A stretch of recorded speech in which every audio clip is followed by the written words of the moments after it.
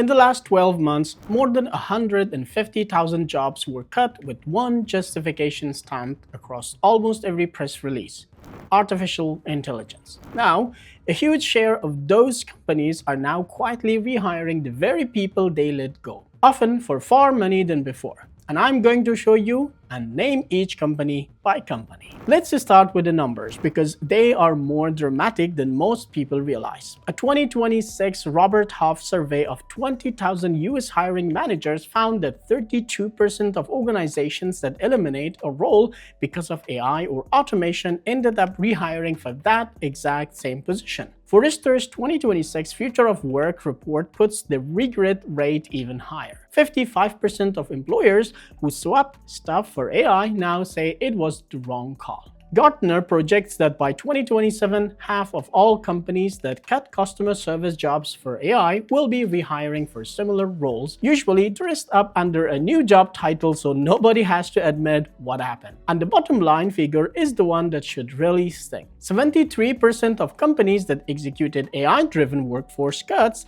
did not come out financially ahead. Analysts have started calling this the AI boomerang. It always comes back, usually with an invoice attached. Now, I want to know from you. Tell me, what do you think about the AI layoffs, and have you or anyone close to you been affected by this? Write in the comments below. And the pattern repeats with almost mechanical precision. A company announces AI is replacing staff, the layoffs happen. 6 to 12 months pass, the AI handles the routine, repetitive pattern matching slice of the job just fine. Call it 60%.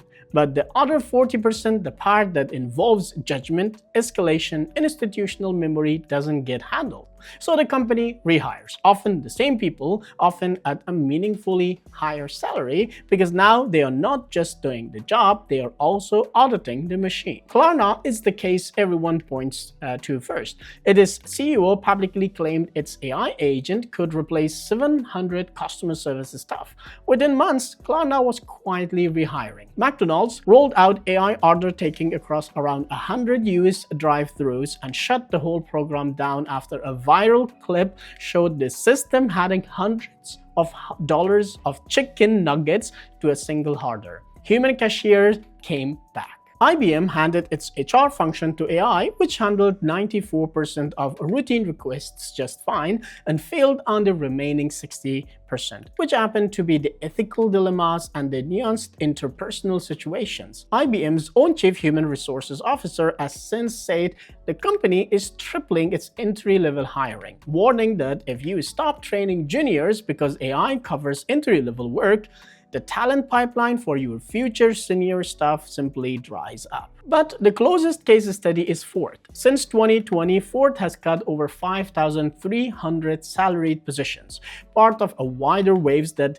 eliminated more than 20,000 white-collar jobs across Detroit's big three automakers. Ford installed roughly 900 AI-powered cameras across its production lines to catch manufacturing defects automatically. In June, Ford's own vice president of vehicle hardware engineering admitted on a press call that the company had mistakenly assumed feeding the AI its design specifications would be enough to guarantee quality. It wasn't. The AI could spot patterns, but it couldn't catch the kind of subtle first-time defect that a technician with 20 years on the floor notices by feel or by sound. So Ford rehired 350 veteran engineers, many of them people the company had let go. They didn't just inspect cars, they ran weekly design reviews and added 1,200 new inspections and over 200 new inspectors at just one plant for the 2026 expedition alone. The result, Ford jumped from 15th among the mainstream auto brands in the 2023 J.D. Power Quality Study to first place in 2026, the biggest year-over-year improvements of any mainstream brand, beating both Toyota and Honda.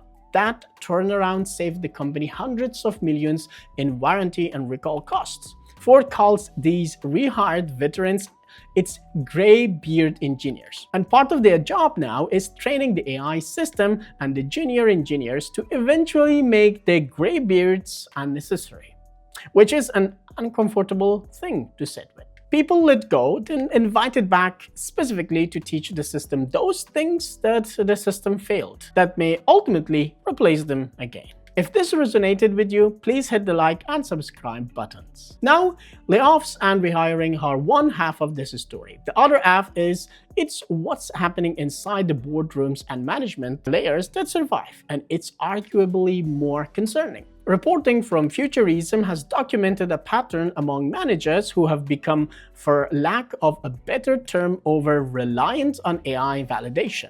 One attorney described her employer mandating that staff consult a chatbot before every meeting on the logic that skipping this step signaled you didn't care about your job. A sales strategist at another firm brought 15 real customer conversations to leadership, direct human feedback, only to be told that wasn't what the AI had concluded. He resigned shortly after. This matters because leadership is cognitively expensive. Making decisions under uncertainty, holding conflicting information, observing disagreement, all of that takes real mental effort. A chatbot that agrees with you, softens its pushback, and validates your instincts removes that friction.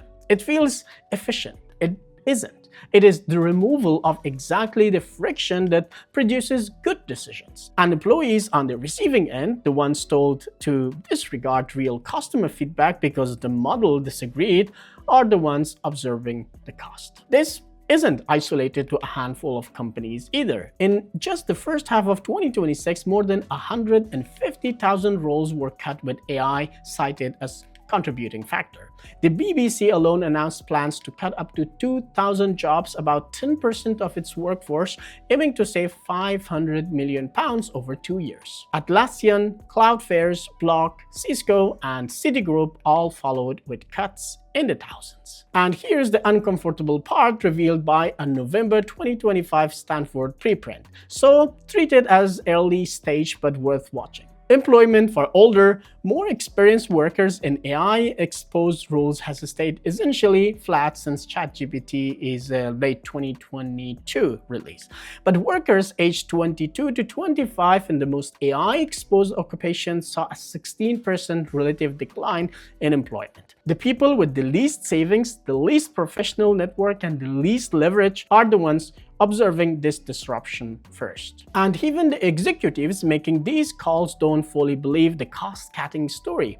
A 2026 Federal Reserve Bank of Atlanta survey of nearly 750 executives found that AI-driven productivity gains in 2025 were real but modest, somewhere between 0.4 and 0.8% depending on sector. When asked what actually motivated their AI investment, those same executives ranked efficiency and productivity highest and cutting labor costs lowest. So if cost cutting isn't even the primary motivation internally, why is it the headline justification for every layoff announcement? Now here's where the European angle becomes genuinely interesting, and it's the part of this story that gets skipped in most US-focused coverage. In the United States, most employment is at will. A company can decide on Monday to cut 2,000 jobs and start doing it by Friday, with minimum legal friction. In the EU, that's structurally much harder. Under the Collective Redundancies Directive, any company planning mass layoffs has to formally consult with employee representatives or works council, justify the business rationale, and follow minimum notice periods before a single contract ends. That process alone can take weeks or months, and it forces management to actually document why AI is supposedly replacing a function before the layoff happens rather than after the damage is visible. On top of that, the EU AI Act specifically classifies AI systems used in employment decisions, hiring, firing, task allocation, performance evaluation as high risk. That means before a European company can even deploy an AI system to make an influence those decisions, it has to run a conformity assessment, document risk mitigation, and maintain meaningful human oversight.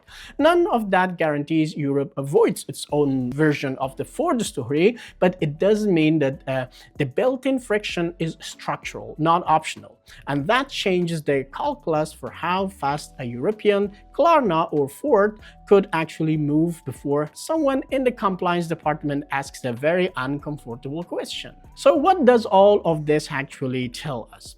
Not that AI doesn't work and not that automation is a mistake, it tells us that technology is still in training. And the 40% of a job it can't yet handle, judgment, escalation, institutional memory, is often where most of the actual value was sitting all along. Companies that used AI to strip out headcount are discovering that the hard way, at a premium and often on a public earnings call.